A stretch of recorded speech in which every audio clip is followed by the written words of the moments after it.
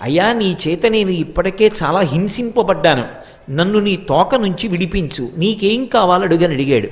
అడిగితే స్వామి హనుమ శనీశ్వరుని నుండి ఒక మాట పుచ్చుకున్నారు.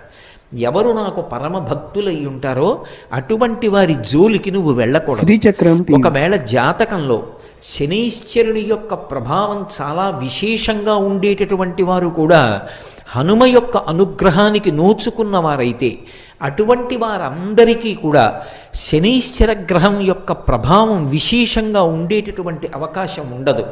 అది హనుమ పుచ్చుకున్నటువంటి మాట. అందుకే హనుమదుపాసన శనివారం నాడు చేస్తే శనీశ్వర గ్రహం ఆనుకూల్యతని పొందుతుంది.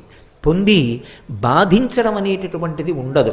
మాసములలో మార్గశీర్ష మాసంలో శనివారం నాడు స్వామి హనుమని ఉపాసన చేసినట్లయితే అది చాలా విశేషమైనటువంటి ఉపాసన.